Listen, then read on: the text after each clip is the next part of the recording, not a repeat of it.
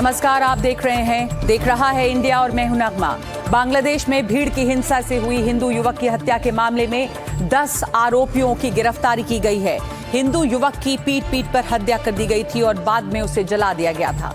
इस घटना से बांग्लादेश में अल्पसंख्यकों की सुरक्षा पर एक बार फिर से सवाल खड़े हो गए हैं।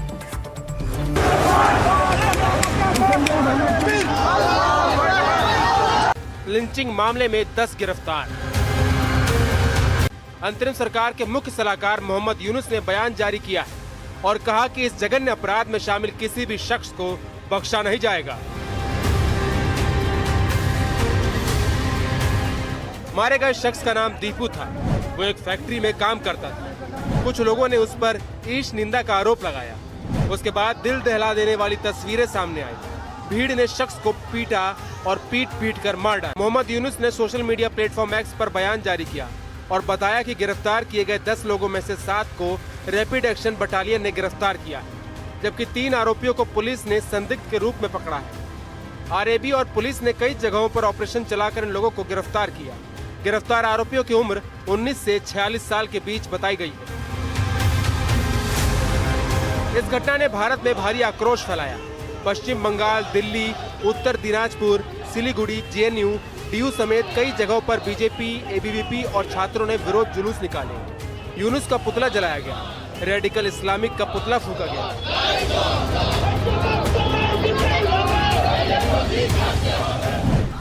बांग्लादेश में हिंदू युवक के साथ हुई बर्बरता पर दिल्ली यूनिवर्सिटी के छात्रों में जबरदस्त गुस्सा है। यहाँ छात्रों ने विरोध मार्च निकाला। मोहम्मद यूनुस का पुतला भी फूंका गया।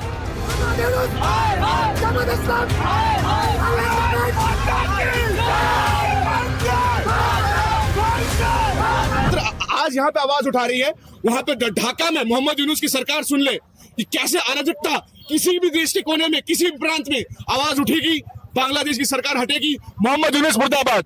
कैसे उनका देश जमात के हाथ में पूरी चला गया है और जमात का ही शरीयत उनके रास्तों पे उनका ही लॉ लागू है। बांग्लादेश का कॉन्स्टिट्यूशन लागू नहीं है। जितने भी नरसंहार हुए हैं आज तक, उसके लिए बहुत कम आवाज उठी है, पर अब जाके ये हो रहा है कि हम एज अ सोसाइटी हम ज्यादा अवेयर हो रहे हैं और हम अपनी आवाज उठा पा रहे हैं।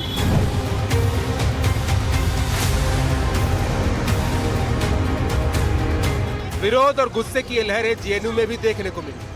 बांग्लादेश में हिंदू समुदाय के विरुद्ध बढ़ती हिंसा और अत्याचार की घटनाओं के विरोध में अखिल भारतीय विद्यार्थी परिषद ने जेएनयू में जोरदार प्रदर्शन किया। होश में आओ, होश में आओ। जेएनयू परिसर में आयोजित इस विरोध प्रदर्शन के दौरान एबीवीपी कार्यकर्ताओं ने उग्र इस्लामिक कट्टरता के प्रतीकात्मक पुतले का दहन कर अपना गुस्सा जताया। प्रदर्शन में शामिल छात्रों ने यूनुस सरकार और रेडिकल जिहाद को बांग्लादेश में हिंसा के लिए जिम्मेदार ठहराया। हम लोग सरकार से ये निवेदन करते हैं कि सबसे पहले अपने भारत सरकार से, जिस तरह हमने बालाकोट सर्जिकल स्ट्राइक किया, उड़ी सर्जिकल स्ट्राइक किया, अभी रिसेंट में हमने ऑपरेशन सिंदूर किया, तो इस चीज़ को फिर से दोहरा कर बांग्लादेश में भी हमें अखंड भारत करने के लिए कदम उठाना चाहिए। जहाँ जहाँ ये इस्लामी सोच बांग्लादेश या पाकिस्तान में बैठी हुई है, वहाँ वहाँ ये भारत को तोड़ने की प्रयास कर रहे हैं और शायद कहीं ना कहीं वो इस्लामिक कट्टरता सोच हमारे देश में भी पनपती दिख रही है। हमें टाइम आ गया है कि जो डिस्कोर्स है, जो एकेडमिक्स में जो हमें पढ़ाया जाता है, उसे चेंज करने का।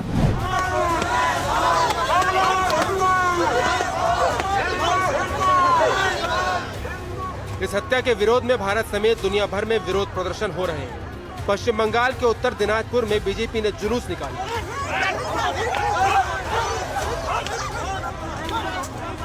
राजश्री लाहिड़ी ने मार्च में हिस्सा लिया। विरोध मार्च में हिंदू हिंदू भाई भाई के नारे लगाए गए।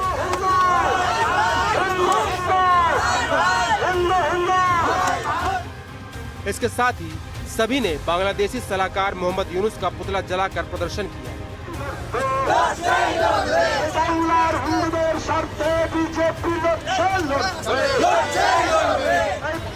इसके अलावा पश्चिम बंगाल के ही नॉर्थ 24 परगना में भी प्रदर्शन देखने को मिला। बीजेपी कार्यकर्ताओं ने सड़कों पर उतरकर नारेबाजी की, पुतले जलाए और इस हत्या के खिलाफ अपना विरोध जताया।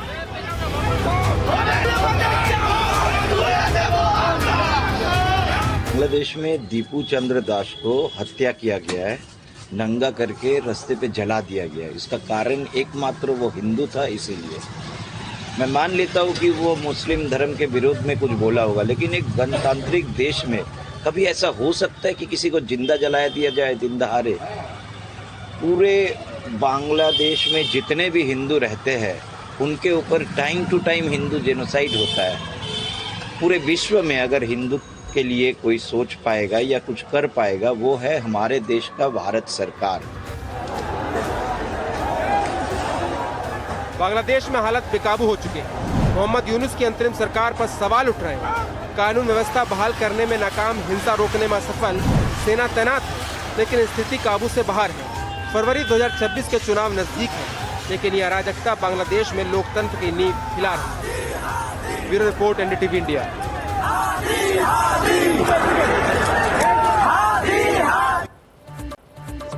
और बांग्लादेश में भीड़ की हिंसा में मारे गए हिंदू युवक दीपू की हत्या को लेकर कई तरह के सवाल उठ रहे हैं।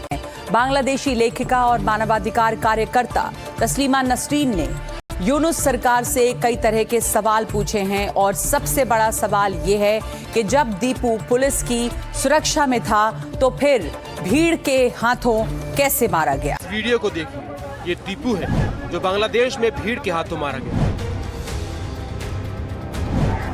भीड़ ने पीट कर इसकी हत्या कर दी। ये वीडियो बांग्लादेशी लेखिका और मानवाधिकार कार्यकर्ता तस्लीम नसरीन ने अपने ट्विटर अकाउंट पर शेयर किया है, जिसमें पुलिस वाले दीपू के साथ दिख रहे हैं। तस्लीमा नसरीन ने सवाल पूछते हुए कहा कि जब दीपू के साथ फैक्ट्री में विवाद शुरू हुआ तो पुलिस ने मौके पर पहुंचकर दीपू को हिरासत में ले लिया था। जब दीपू पुलिस सुरक्षा में था तो मारा कैसे गया। ये वीडियो उस बात का सबूत है कि घटना के वक्त पुलिस की मौजूदगी थी, लेकिन भीड़ के आगे पुलिस लाचार और बेबस नजर आई और दीपू को मरने के लिए छोड़ दिया। हमने इसे फेसबुक पर देखा, फेसबुक से ही हमें इसके बारे में पता चलने लगा। फिर और भी लोग इसके बारे में बताने लगे और फिर हमें तब पता चला जब किसी ने मुझसे कहा मेरे भाई को बुरी तरह पीटा गया था। फिर आधे घंटे बाद मेरे चाचा आए और मुझे बताया कि वह मेरे बेटे को ले गए और उसे एक पेड़ से बांध दिया। फिर उन्होंने उस पर केरोसिन डालकर आग लगा दी। उसका जला हुआ शरीर बाहर छोड़ दिया गया। उन्होंने जले हुए धड़ और सिर को एक साथ बाहर बांध दिया था। ये बहुत भयानक था।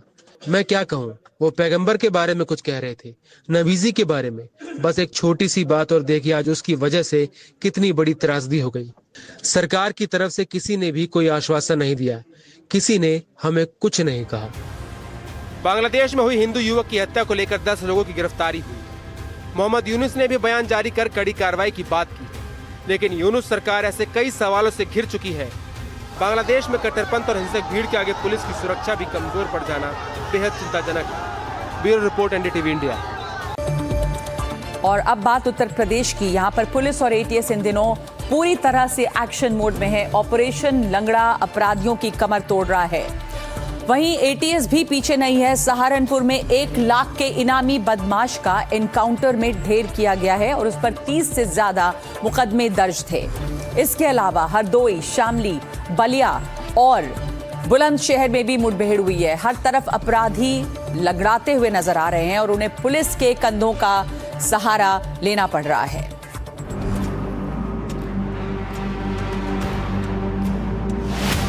एक लाख का इनामी एनकाउंटर में ढेर। पुलिस की गोली और लंगड़ाने लगे बदमाश। एसटीएफ का एक्शन, बदमाशों का बिगड़ा रिएक्शन।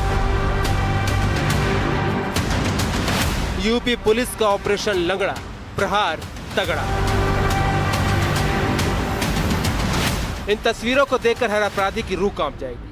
यूपी पुलिस पिछले काफी समय से फुल एक्शन मोड में है। ऑपरेशन लंगड़ा के तहत चुन चुनकर अपराधी और गैंगस्टरों को दबोचा जा रहा है। एनकाउंटर में गोली लगने से कई अपराधी लंगड़ा कर चलते दिखते हैं। अंत में उन्हें यूपी पुलिस के ही कंधों का सहारा लेना पड़ रहा है। इस तरह की तस्वीर से एक स्पष्ट संदेश जाता है, जितना भी बड़ा गैंगस्टर क्यों ना हो, यूपी पुलिस से कोई बच नहीं सकता। सहारनपुर में यूपी एसटीएफ ने एक बड़ी कार्रवाई की। 1 लाख के इनामी और हत्या के आरोपी सिराज अहमद को मुठभेड़ में मार गिराया। सिराज अहमद पंजाब हरियाणा बॉर्डर में सहारनपुर में दाखिल हुआ था और पुलिस को शक था कि वो किसी नई वारदात की योजना बना रहा। सिराज अहमद पंजाब हरियाणा बॉर्डर से सहारनपुर में दाखिल हुआ था और पुलिस को शक था कि वो किसी नई वारदात की योजना बना रहा।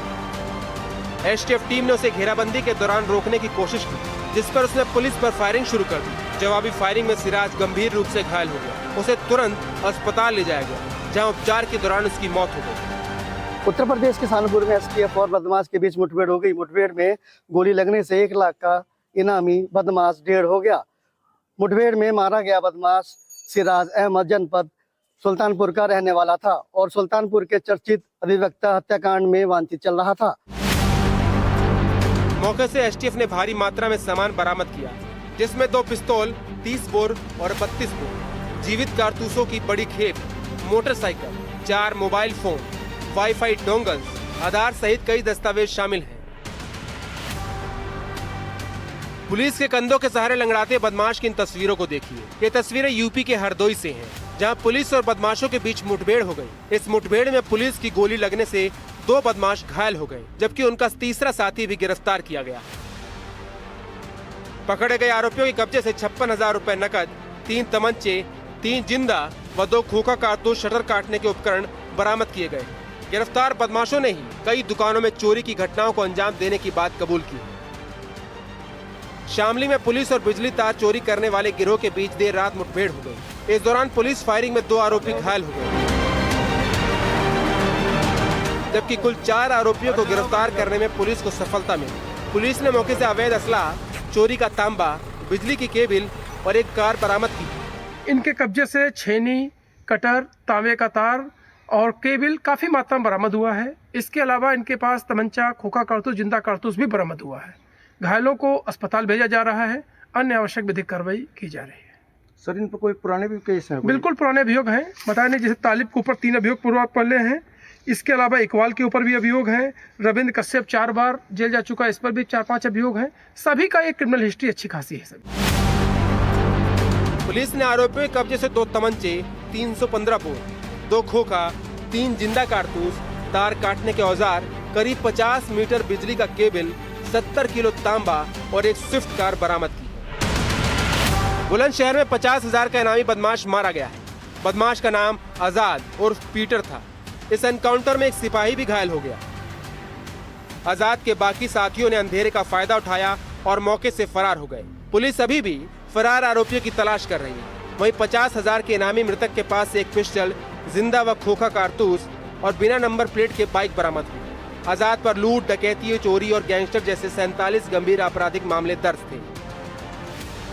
कंधे के सहारे इन बदमाशों को ले जाती पुलिस ने समय रहते बदमाशों को दबोच लिया। यूपी के बलिया में ये सभी एक घटना को अंजाम देने के लिए इकट्ठा हुए थे। इसके बाद बदमाशों की पुलिस के साथ मुठभेड़ हुई, जिसमें 4 बदमाश घायल हो गए। ये सभी बदमाश एक युवक की हत्या में वांछित थे।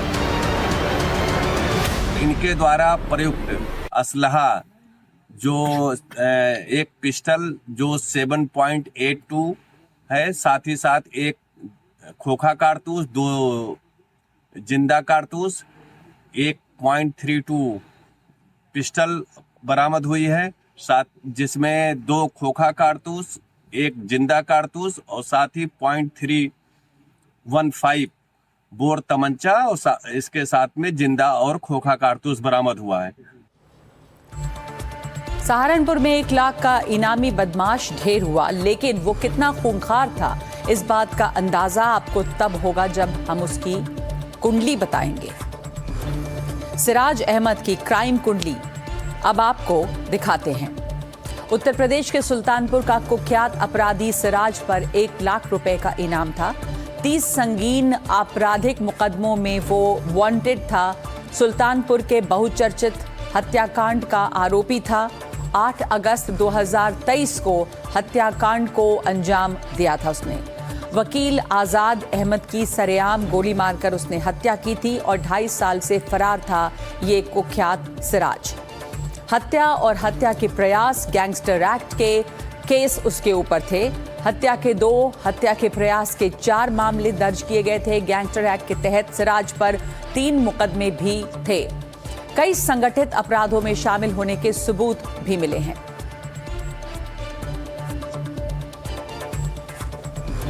$1 लाख का वांटेड एनकाउंटर जो वांटेड बदमाश है वो एनकाउंटर में ढेर हुआ है। आगे बढ़ते हैं दूसरी खबर पे। तमिलनाडु के तिरुवल्लुर से एक बहुत ही हैरान कर देने वाला मामला सामने आया है।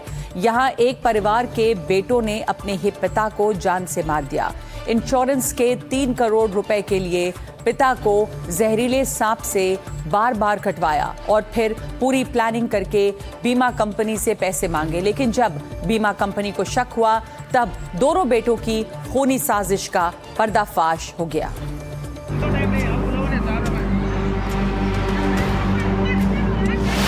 पैसों के लालच में तार-तार रिश्ते,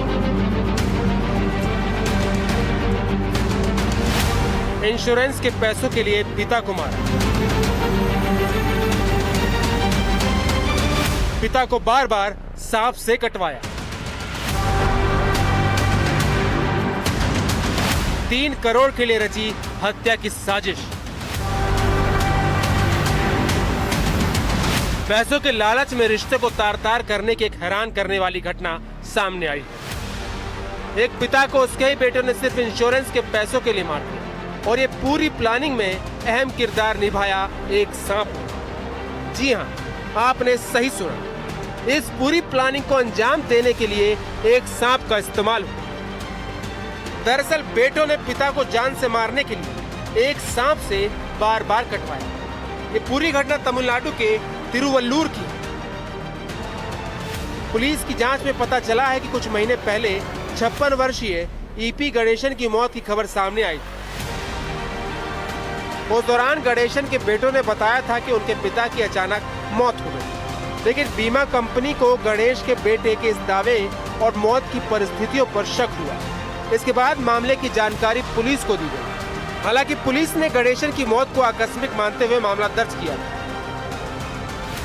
लेकिन जब जांच आगे बढ़ी तो कई चौंकाने वाले खुलासे हुए।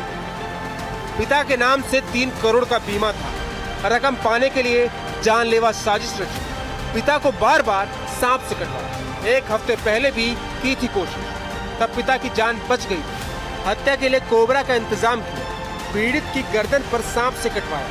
मौत के बाद उसे आकस्मिक बताया। दिखावे के लिए सांप को घर में ही मार दिया। अस्पताल ले जाने में भी देरी की।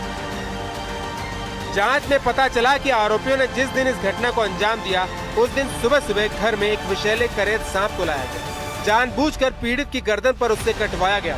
सांप के काटने के बाद सबूत मिटाने और घटना को आकस्मिक घटना साबित करने के लिए सांप को घर के अंदर ही मार दिया गया। पुलिस ने इस मामले में गणेशन के 2 बेटों और सांप का इंतजाम करने और घटना को अंजाम देने में मदद करने वाले 4 सहयोगियों सहित 6 लोगों को इस मामले में गिरफ्तार किया गया है। Bureau report, NDTV India. दक्षिण अफ्रीका में एक बार फिर से मास शूटिंग की घटना सामने आई है। यहां पर जोहान्सबर्ग टाउनशिप में 10 लोगों की हत्या कर दी गई और 10 लोग इस मास शूटआउट में घायल भी हैं। इस घटना ने पूरे देश को हिलाकर रख दिया है। सिडनी के बाद इस महीने में ये दूसरी मास शूटिंग है जिससे सुरक्षा व्यवस्था पर, आतंक पर गंभीर सवाल खड़े हो गए हैं।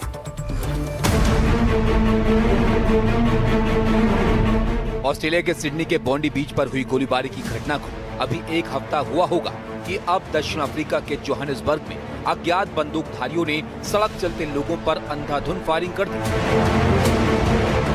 इस घटना में 10 लोगों की मौत हो गई और कई लोग घायल हो गए।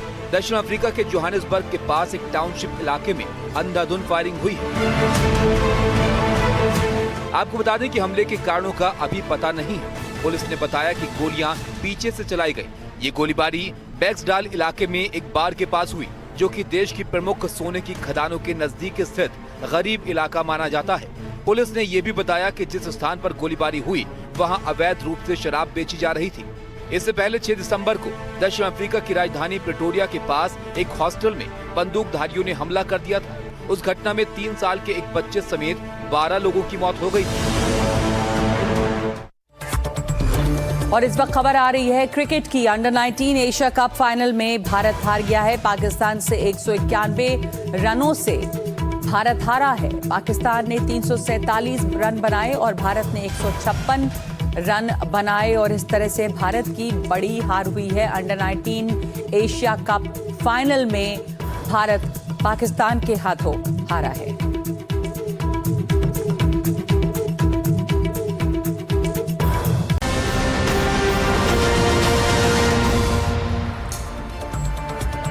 जयपुर में कथावाचक देवकी नंदन ठाकुर की श्रीमद् भागवत कथा में लागू किए गए नो तिलक नो एंट्री नियम से एक विवाद खड़ा हो गया है। बिना तिलक लगाए प्रवेश नहीं दिया जा रहा है। हालांकि गेट पर तिलक की व्यवस्था है। देवकी नंदन ठाकुर ने इसे सनातन परंपरा और सुरक्षा से जोड़ा है, लेकिन अब ये मामला तूल पकड़ रहा है। नो तिलक नो एंट्री, कथा स्थल के गेट पर लगे ये बड़े बड़े पोस्टर, कथावाचक देवकी नंदन ठाकुर का पंडाल। जयपुर में चल रही श्रीमद् भगवत कथा के पंडाल में नो तिलक नो एंट्री नियम लागू होने से बड़ा विवाद खड़ा हो गया है। कथा स्थल के गेटों पर पोस्टर चस्पा कर साफ लिखा है नो तिलक नो एंट्री। बिना तिलक वाले श्रोताओं को प्रवेश से रोका जा रहा है। गेट पर ही तिलक लगाने की व्यवस्था की गई है। आप देख सकते हैं मेरे पीछे कथा का पंडाल है। यहाँ पर जब कथा वाचन के लिए इस पोस्टर का विमोचन हुआ, उसी वक्त जो यहाँ पर कथावाचक हैं देवकी नंदन ठाकुर, उन्होंने ये कहा था कि किसी भी तरीके से बिना किसी को तिलक के एंट्री यहाँ पर नहीं दी जाएगी, बिना किसी तिलक के प्रवेश नहीं दिया जाएगा। तो नो तिलक नो एंट्री का बैनर आपको यहाँ पर दिख रहा है। इसके यहाँ पर जो भी श्रद्धालु कथा सुनने आ रहे हैं, उन्हें तिलक लगाने के बाद ही यहाँ पर जो कथा सभागार है, कथा पंडाल है, वहाँ पर प्रवेश दिया जा रहा है। इसके लिए पहले ही यहाँ पर जो कथावाचक हैं देवकी नंदन ठाकुर जी, उन्होंने कह दिया था। उसके बाद में यहाँ पर कार्यकर्ताओं की नियुक्ति की गई है। वे कार्यकर्ता यहाँ पर आने वाले सभी श्रद्धालुओं को तिलक लगाकर ही प्रवेश दे रहे हैं। इस पर मंच से देवकी नंदन ठाकुर ने कहा कि तिलक लगाकर वही व्यक्ति कथा पंडाल में प्रवेश करेगा जिनकी आस्था सनातन धर्म में होगी। देवकी नंदन ठाकुर ने आगे कहा कि कई बार देखा जाता है कि कथा और डांडिया पंडाल में बहन बेटियों पर बुरी नजर रखने वाले कई लोग गलत इरादे से आ जाते हैं। ऐसे लोगों पर अंकुश लगाना और बहन बेटियों की सुरक्षा करना सभी की जिम्मेदारी है। देवकी नंदन ठाकुर ने कहा कि सनातनी बहन बेटियों को अकेला नहीं छोड़ा जा सकता। वैसे पंडाल में आने वाली महिला श्रद्धालु इसे पूरी तरह से ठीक बता रही हैं। उनका कहना है कि कई बार उन्हें असहज स्थिति का सामना करना पड़ता है। तिलक की महिमा ये हमारा सनातन का प्रतीक है और ये सबके सिर पे होना चाहिए। बताइए, यहाँ पर तिलक लगाने के बाद ही सभी को प्रवेश दिया जा रहा है, क्या संदेश है, क्या लगता है? बढ़िया है, जो भी है बढ़िया है। कथावाचक देवकी नंदन ठाकुर का कहना है कि इसे धार्मिक नजरिए से नहीं देखना चाहिए, न ही इसके कोई सियासी मायने निकालना चाहिए। ये फैसला समय की जरूरत के हिसाब से लिया गया है। उन्होंने ये भी कहा कि जिनकी सनातन में आस्था नहीं है वो दूसरे धर्म के लोग हैं, उन्हें आने की जरूरत भी नहीं है। बहरहाल कथावाचक देवकी नंदन ठाकुर का नो तिलक नो एंट्री का स्लोगन चर्चा का सबब बना हुआ है। सोशल मीडिया पर भी इसे लेकर खूब बहस हो रही है। हालांकि ज्यादातर लोग इसे जरूरी बता रहे हैं और इसका समर्थन भी कर रहे हैं। Bureau report, NDTV India. Hindi फिल्मों की अभिनेत्री नोरा फतेही का मुंबई में कार एक्सीडेंट हो गया और इस एक्सीडेंट में नोरा को कुछ चोट भी आई है। वो थोड़ी घायल हुई हैं। पुलिस ने इस केस में 27 साल के विनय सकपाल को गिरफ्तार किया है, जो शराब के नशे में धुत बताया गया। नोरा फतेही का कार का एक्सीडेंट, नशे में धुत शख्स ने मारी टक्कर। एक्सीडेंट के बाद क्या बोली नोरा? नोरा बोली, ठीक हूँ लेकिन ट्रॉमा में हूँ। अभिनेत्री नोरा फतेही कार एक्सीडेंट का शिकार हो गई। शराब के नशे में धुत एक शख्स ने एक्ट्रेस की कार में टक्कर मार दी। पुलिस ने उस शख्स को हिरासत में ले लिया। नोरा फतेही शनिवार की दोपहर मुंबई में डीजे डेविड गुएटा के कॉन्सर्ट में जा रही थी। तभी शराब पीकर ड्राइव कर रहे एक शख्स ने अपनी कार से नोरा फतेही की कार में टक्कर मार दी। एक्सीडेंट की खबर सामने आते ही नोरा के तमाम फैंस उन्हें लेकर चिंता में थे। अब नोरा ने अपने इंस्टाग्राम स्टोरी पर कई सारे वीडियो शेयर करके उस हादसे की जानकारी दी। एक्ट्रेस ने कहा कि उनकी लाइफ का सबसे डरावना और खौफनाक पल था और वो अभी तक शॉक में है। Having said that, I just want to let everyone know I'm okay. I'm going to be suffering from pain for some time, but alhamdulillah, thank God, I am alive. And I'm not going to lie, that was a very, very, very scary, terrifying, traumatic moment. I'm slightly still traumatized. Nora ने accident से जुड़ा पूरा वाकया बताया कि कैसे ये accident बहुत भयानक था और कहा कि शराब पीकर गाड़ी बिल्कुल न चलाएं। A drunk person that was driving under the influence smashed my car, and unfortunately the impact was quite severe and it flinged me across the car. I bashed my head on the window and anyways, I'm alive and I'm well. But I came to say this to say that this is why you should not drink and drive. Accident के बाद Nora ने David गुएटा के साथ show में perform भी किया। ऐसे में कई लोग हैरान भी रह गए। इसे लेकर भी नोरा ने कहा कि कोई भी नशे में ड्राइव करने वाला शख्स उनके काम और अपॉर्चुनिटी को छीन नहीं सकता। फिलहाल नोरा का बयान सामने आने के बाद उनके फैंस को उन्हें लेकर चिंता थोड़ी कम हो गई है। Bureau report, NDTV India. और दिल्ली के इंदिरा गांधी इंडोर स्टेडियम में कल शाम मशहूर संगीतकार ए.आर. रहमान ने अपना एक लाइव कॉन्सर्ट पेश किया। हार्मनी ऑफ हार्ट्स के नाम से हुए इस कॉन्सर्ट का उद्देश्य संगीत के जरिए लोगों को एक साथ लाना था। ये आयोजन सूफी भारतीय पारंपरिक और आधुनिक संगीत का एक मेल था, जिसमें ए.आर. रहमान अपनी सदाबहार धुनों, फिल्मों के प्रसिद्ध गानों और अंतर्राष्ट्रीय कॉम्पोजिशंस के साथ श्रोताओं को एक अलग ही दुनिया में ले गए।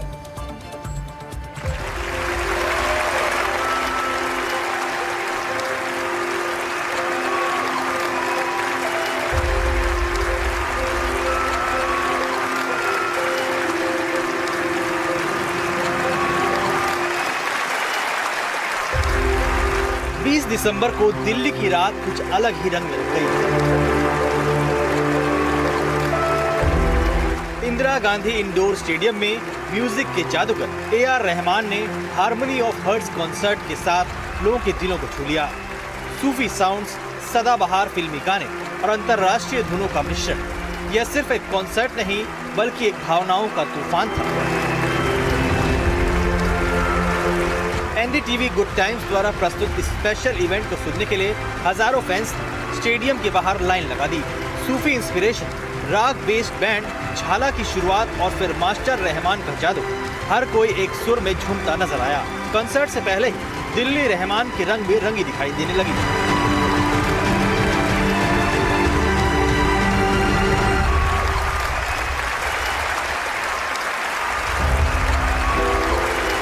इस मौके पर रहमान ने अपनी क्लासिक जैसे जय हो, छैया छैया, कुन फाया कुन और दिल से रे जैसे मशहूर गाने गाए। सूफी वाइब्स में कुन फाया कुन और पिया हाजी अली ने पूरे स्टेडियम को झूमने पर मजबूर कर दिया। इस कॉन्सर्ट में एकता और हार्मनी का नजारा साफ दिखा। ये सिर्फ म्यूजिक नहीं, दिलों की हार्मनी थी। स्टेडियम में लाइट्स का तड़का, साउंड का जादू और इमोशंस का तूफान। फैंस ने कहा ये सिर्फ कंसर्ट नहीं बल्कि एक स्पिरिचुअल जर्नी थी। कंसर्ट जब शुरू हुआ तो लोग ट्रैफिक जाम, पार्किंग की टेंशन सब भूल गए। दिल्ली ने एक बार फिर साबित कर दिया कि संगीत का कोई बॉर्डर नहीं, कोई भाषा नहीं। मैम कैसा रहा आपका एक्सपीरियंस? बहुत बढ़िया रहा, thoroughly enjoyed. What a lovely evening. What about you, sir?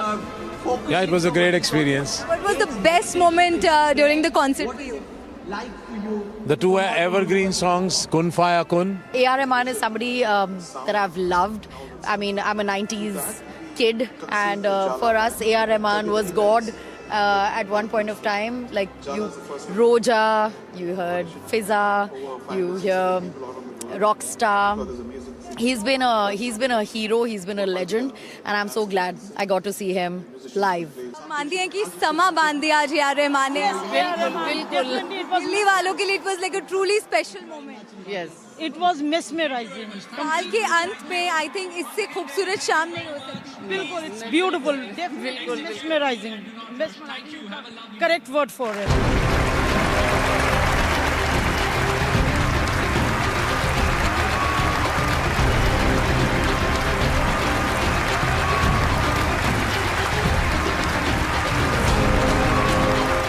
Rahman के यादगार शो को लेकर सोशल मीडिया पर फैंस का क्रेज जमकर दिखा। लोगों ने लिखा, कल रात दिल्ली ने म्यूजिक को महसूस किया। कई ने कहा यह लाइफ का बेस्ट नाइट था। हार्मनी ऑफ हार्ट्स ने एक बार फिर साबित किया, ए.आर. रहमान सिर्फ म्यूजिशियन नहीं, दिलों के जादूगर हैं। रहमान के म्यूजिक से सजी ये रात हमेशा दिल्ली वालों के दिलों में रहेगी। Bureau report, NDTV India. इस यादगार शाम के मौके पर एनडीटीवी के editor in chief Rahul Kanwal ने ए.आर. रहमान से ये बातचीत की। Delhi, this was absolutely magical. Can you please join me in giving a very warm round of applause for the maestro himself? Rahman Saab, when you were performing, I had people behind me in tears. Many of them seemed to be in a trance. I'm sure most of you sitting here would agree this was one of the most magical, mystical performances we've seen. We were loving every second. What was it like for you? What? From the beginning. And when the first claps came in, I think my only prayers was all of you should be healed. May God give you a lot of prosperity, health, love, long life. Thank you so much. You know, when we went back, it almost seemed as if Mr. Rahman was in trance. You know, he was looking up, he was in a zone. It's like a cricketer going out to bat, not wanting to be disturbed, focusing so much. It's almost, it's meditation, it's prayer. What is it like for you to come out and deliver such a performance? I'm very, very humbled. This is India for me. This is India. This India I grew up, and this India I'm seeing now. It'll never change, the same. You know, and the amazing thing was this is so cross-cultural. There were so many religions together brought in. It's not just, and that's the beauty of India. Multiple cultures, multiple religions coming together. Jala, thank you for supporting Jala. Jala is my dream. I think it's coming true because of all of you. Thank you for giving for them a platform to perform. No, this was actually the first NDTV Good Times concert in Delhi. And I don't think we could have dreamt of anything more magical and more beautiful. For making it so special, thank you very much. It really means Your intention was good, so it came out well. No, it really was. It was a very quick conversation which led to you agreeing to do this. Rahul, you'd agree? It couldn't possibly have been more magical. Well, I mean... A.R. Rahman ने जो समा बांधा और कहा कि यही है मेरा हिंदुस्तान, वो हिंदुस्तान जिसे मैं जानता हूँ, जहाँ पर सभी धर्मों को एक साथ रहने की आज़ादी भी है और मिलजुल कर ही हमारा हिंदुस्तान मजबूत होता है।